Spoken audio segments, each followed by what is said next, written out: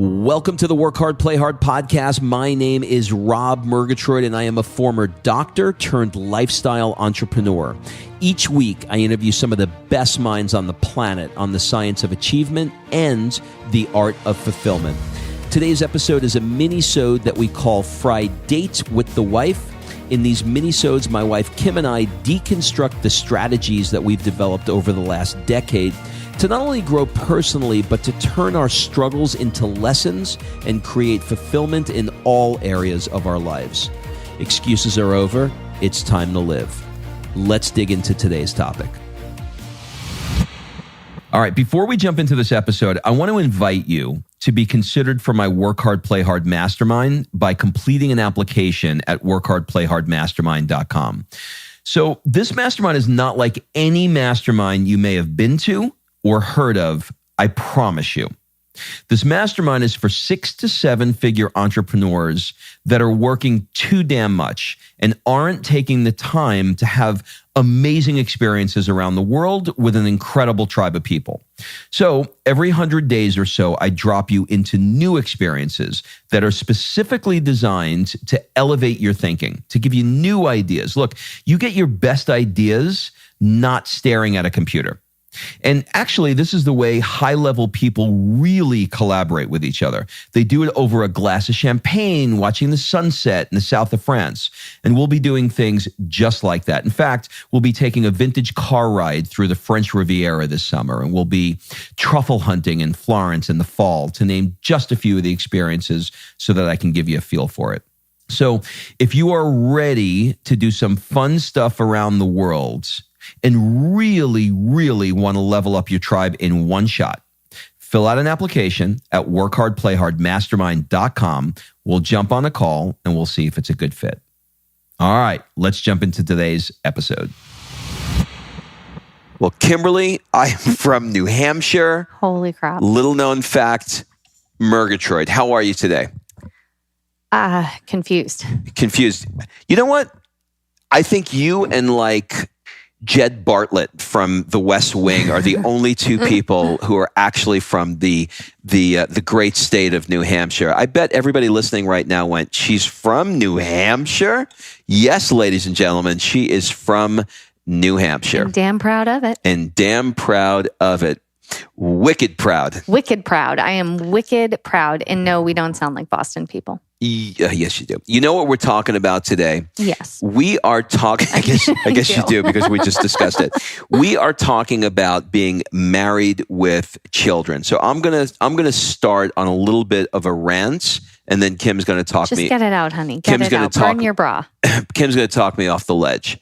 So I love my wife. I really do. You like that setup? I love my wife. I want to... Is there a but coming? There's no but. I want to talk to my wife. I want to be with my wife. I like to have business strategy sessions with my wife. I like to tell my wife about the day. I like to dream with my wife, goal set with my wife, travel with my wife. Sounds like we should have not had kids.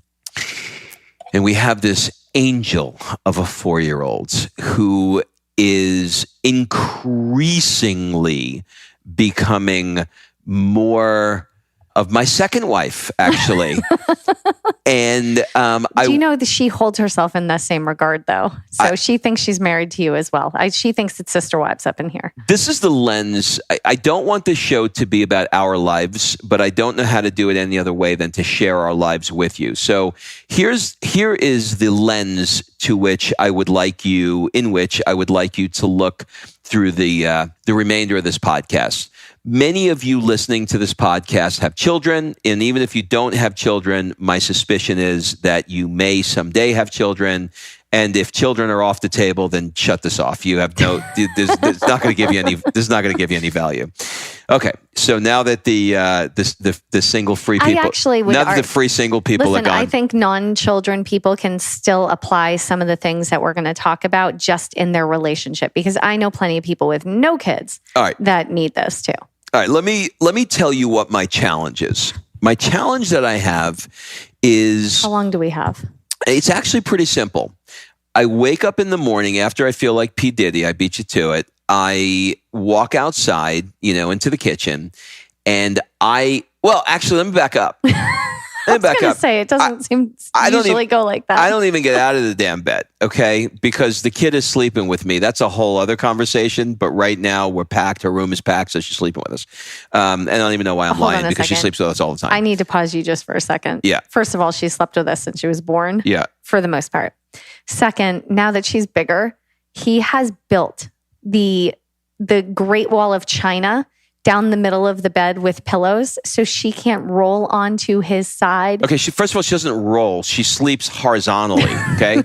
So, like, I literally am sleeping with a foot in my ear. So I had to build the Berlin Wall to separate us from each other. And she still manages to get at least 1 foot or hand through that wall throughout the evening. So basically, I'm a woken, I don't know, 6:30 p.m., AM by usually she takes her thumb and she presses it Game of Thrones style into my eyeball. And I don't know why she does that. It's a very weird thing. It's like her way of... She's not calibrated. She's not calibrated. No. We got to take it back to the factory because it pushes its finger in the eyeball. Okay. So after my systolic pressure rises. And she removes your eye mask. Right. So I have one eye that is receded, okay, into my orbital socket. And then, then we wake up and then we have to go through, what did you dream about? And I have to create a story about what I dreamed about after I just opened my eyes and then go into gratitude. Yes. By the way, what I love so much is when he tells these stories about how this child has routines, but he is the one that gifted her routines. These are 2 Virgos in a pod that both have a freaking checklist of their routine for the day and can't function if they don't go down their routine checklist. So we have to do, what did you dream about? We have to do, what are you grateful for? We have to tickle. She has to toot. Like, that's a whole thing. All right, and then we get out of bed. So then I get out of bed, I go into the kitchen, and you know how it is, you wake up in the morning and you got like 1,000 things on your head, and when you're in relationship with somebody, your things are intertwined. So like right now we're getting ready to move away for 4 months. We are getting ready to do our mastermind. Kim's getting ready to do a girls' weekend. I just got back from my girls' weekend in LA, right? So we have, anyone saw the picture in the Shirling, he'll understand. We have all of these things that we are intertwined. So it is not unusual when you wake up, your subconscious has had a chance to process things, and you wake up and you're like, oh my God, Kim, when you go with your girls this weekend, or we got to do a podcast today, or what do you want to do? Like 1,000 things, right? If you could imagine 2 kids in Brooklyn doing double Dutch, double Dutch with the ropes where and then there's the one that's standing outside and there's, they're bobbing back and forth trying to jump into the jump ropes. That's what it's like for me to jump in to have a conversation. I'm playing double Dutch and I'm waiting because Sophia is on the couch watching TV and she could be not saying a word. And I double Dutch my way and I go, okay, this is my opportunity. I can actually get 1 whole sentence in. So, hey, Kim, Mom, can you make me a pancake? Okay, well, that's not the time. So I'm going to go brush my teeth and I'll come out, let her get her pancakes. We'll let it get settled and I'll come back in, double Dutching my way back in, waiting to jump in. Okay, hey, Kim, I got Mom. So it's like she's trying to commit some kind of like mental psychological experiment to see how much can I fuck Dad up, because every time he tries to talk, I'm just going to talk. So just and so if you're like me, if you interrupt me, I don't even know where the fuck I was. I don't know my name. Okay, if I have to have a flow, so I have no idea what I wanted to ask. And then that goes on until she leaves and goes to school. I take a shower. I do my thing. She takes a shower, does hers. And then the reverse comes in. Then I come home at the end of the night and I walk in the door. Now I've got the backup, like blue balls from the morning that I haven't been able to say. And then in the evening, double blue balls, the other ball is all backed up. And I'm ready to just go into say, oh, Kim, I have a list of things that I want to tell you. Here's these things that I want to tell you. And then I walk in and it's, Daddy, can I feed you? Daddy, can I feed you? And have you ever had a 4-year-old feed you? And she doesn't understand I have a white shirt on. If we can go back to her not being calibrated. I have tikka marsala for dinner, okay, with a white shirt. And she doesn't need to cut the chicken because she's just going to feed me the whole fucking breast with the tikka marsala on top of the white shirt. And then even if I do cut it, after I cut it, she doesn't even allow me to swallow the food. It's like, you know, Lucille Ball with the chocolate where they just keep throwing it in the mouth. She just pushes it in my mouth until I'm asphyxiated and I can't even actually breathe and I'm going to die on the floor. So now I'm trying to just get the fucking question out from what I asked in the morning, because now I had to write it down in my notepad to actually ask the question. And every time I ask the question, she gives me the shot of electricity and it's daddy, daddy, daddy, mommy, mommy, mommy, and interrupts the pattern and I can't do it. So now I've got no fucking questions that are asked. I'm going crazy and I don't know what to do. Backed up with blue balls. Can't even go jerk off in the bathroom because... Honey, oh my God, we're taking it to an extreme. Okay, so you get the point, right? So you understand the point. So I said to my wife at the end of the night last night, I was like, look, Kim, I don't want to get divorced. I really don't. I love you. And I like that thing. I love you and I love her. I don't like what? How the fuck are we going to survive this? I can't live like this. I can't live like. By the way, this podcast is therapy now because this is the only fucking time I have with her. Okay. You feel good now? Yeah, sort of. Okay. So he comes to me with this, crazy anxiety because he's trying to talk to me and the kid won't let him get a word in edgewise. And so we sat outside after she went to bed. And I said, this is a quality problem because Sophia wants to be up in the middle of everything. Like if we were having a conversation yesterday about something, I can't even remember what it was, but it was like, should we go to Le Grill? Should we go to the casino in Monte Carlo or should we go to something else? And Sophia turns around and she goes, I think you should go to the casino. Like she literally wants to be up in the middle of every conversation we have, which is a really good thing. Because yeah, but while you're having that conversation, she'll say, okay, so you want to go to Le Grill. Who created the world? Yeah, that's true. That is true. That is okay, true. Pattern interrupt. Alexa, who created the world? So oh God, I know Alexa's going to talk. You amped her up. She just turned on. But, so it's a quality problem because, you can have, with the first one, we had all the time in the world to talk, but we were struggling. We were like having to pull her out of the room with like family game night and all of these things. Sophia is like, Rob walks in at 5. We have from 5 to 7. It looks like a parade in here. It's like games. We're jumping up on one foot. We're having a dance party. She's throwing food in his mouth. Oh, by the way, normal kids have a fucking game night, okay? My job is I'm Milton fucking Bradley, okay? My job is every single night to pull confetti out of my ass and do a game. But wait, I'm dying right now. So it is, and she loves games. And so she is not the kid. Like once upon a time, we could say, hey, Sophia, can you watch your iPad? And she'd be like, oh my God, yes, I want to. And we could get like 20 minutes. She's not interested. She doesn't want the TV. She doesn't want the iPad. She wants to color with you. She wants to draw with you. She wants games with you, which is a really good thing and a testament to our parenting. But it's not helping my husband here. So what I said to him last night and what I think that other families can put into their life is the following. Number one, Rob and I don't know about every one situation, and I know this probably won't work for everyone, but I think you can take it and apply it somehow. Rob and I have quite literally created a life of freedom where he used to be gone from 6 a.m. until 7 p.m. and didn't see Sophia. And, let's just back up here for a second, Rob, to where you used to walk in the door at 7 p.m. and complain that Sophia didn't like you because she wouldn't give you the time of day. and she would give you a kiss goodnight and she'd go to bed. And I was like, you're not spending time with her because you're working. And it made you really sad that all she wanted was mommy. She didn't want daddy. And now one night's mommy, one night's daddy, one night's mommy, one night's daddy. And so, look at the gift that you've been given with this. Even though it's annoying you right now and cramping your style, there's ways to work this out.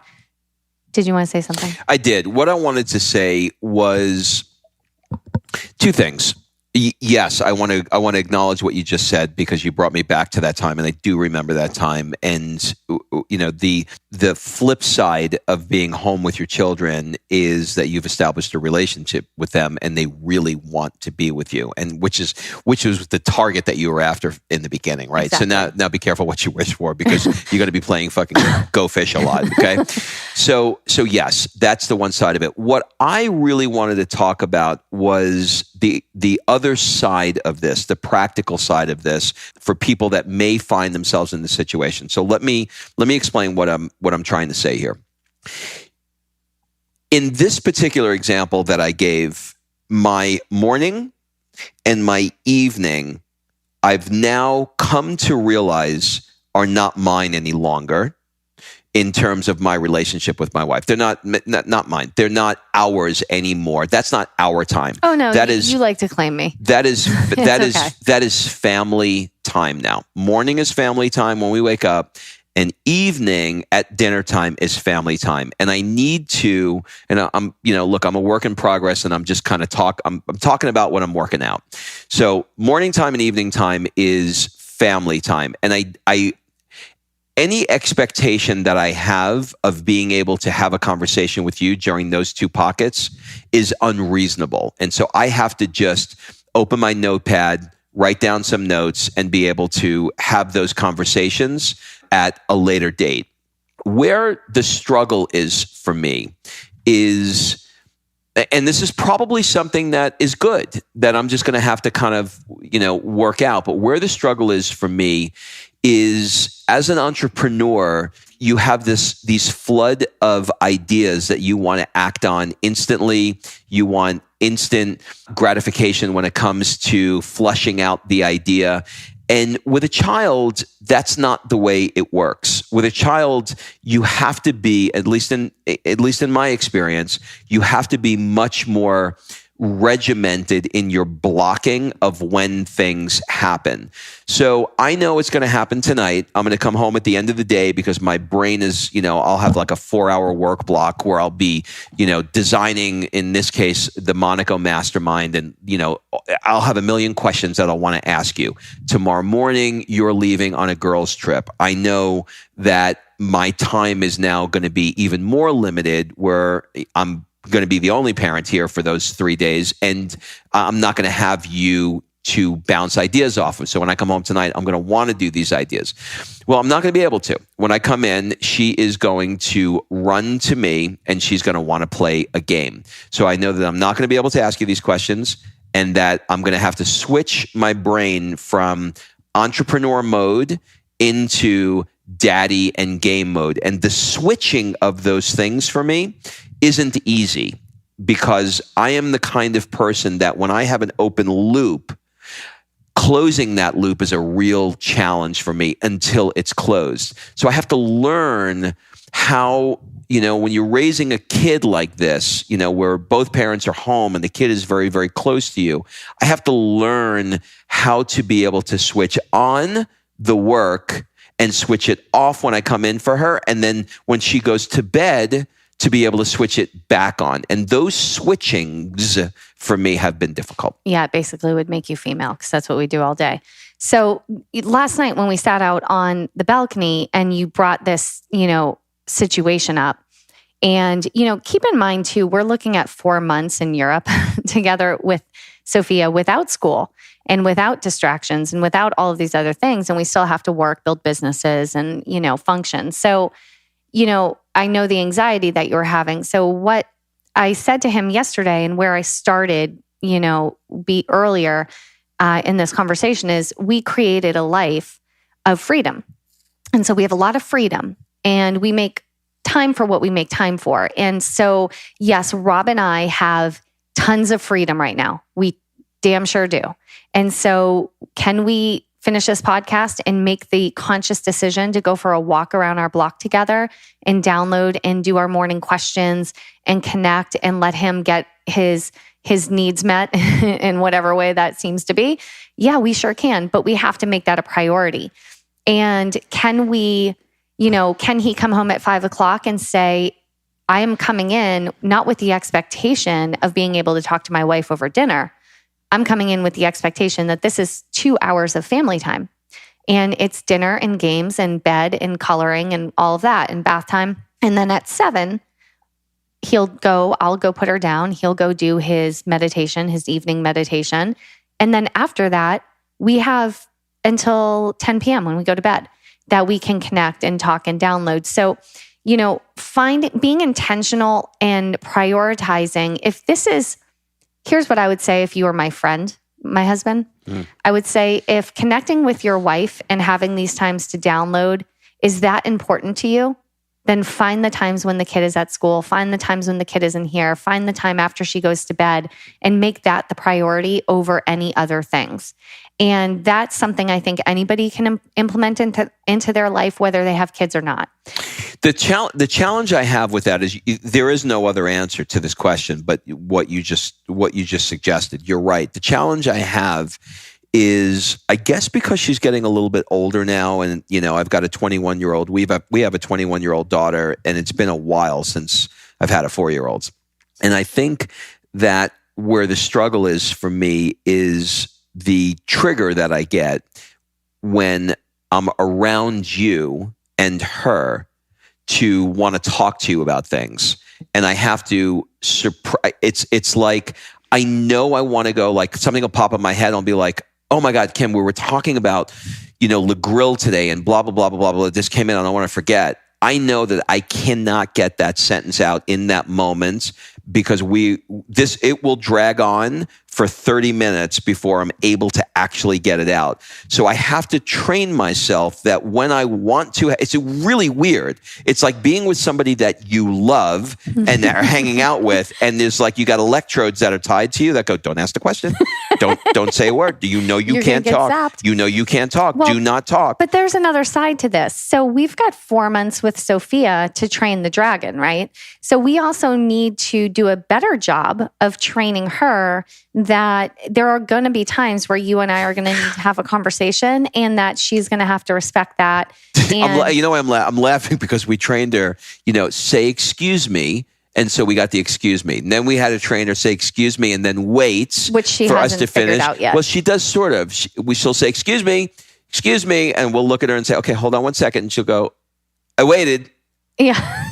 Okay, well, but you got to wait like a couple dogs. of minutes. They don't have a sense of time. I waited. You said wait. I waited. So the point here is, look, our problems could be way worse. I'm admitting that. And this is a quality problem to have. And there's 2 sides to this. Number one, I think we need to set intentional time to connect as a couple and make sure we download, and then intentional time as a family for game night. And, just like with women, my husband, if you fill them up and give them what they need, they'll leave you alone, right? For the most part. Sophia is very similar. If you give her what she needs and you give her the amount of play she requires, which is a hell of a lot, just saying, but if you do, she will give you breaks and she will give you a minute. And you and I have to do better at training her to respect that. I do it when I'm home because I'm home with her in the afternoon. There are times I have to work, times I have to take calls. So I'll say, you draw one picture. Mommy's going to write an email. After I'm done my email, I will draw the second picture with you, and so it gives me some time. And, I think that this is going to be a work in progress. I think if anyone's listening, if hopefully there was some value here, but I think the biggest thing is be intentional about your relationship time and when that's going to be. Is it going to be a weekly date night? Is it going to be a 4 times a week walk that you can download and have conversation? Is it going to be, what is it? Is it going to be after the kids go to bed? Set those times and make them non-negotiable. All right, so we'll say this. We'll put this out there before we wrap up. Look, this show is not a Rob and Kim have all the answers to everything in life show, No, right? Rob and Kim have very we few don't answers. have jack shit, okay? We're learning just like you are. So if anybody in the Work Hard, Play Hard community out there finds themselves in a similar situation and you guys have a hack other than wine, because we put that hack in place, just reach out and let us know. Kim, any parting words or gifts before they leave? No. Have a great week, everybody. All right. Thanks for listening. If you love this episode and you know someone that needs some help in either stepping up their work hard game or their play hard game, it would mean the world to me if you shared this podcast with them to help me get this movement out there. So if you like what you heard, head on over to iTunes, take 30 seconds and leave me a 5-star review, and I will be forever grateful. So until the next episode, excuses are over. It's time to live.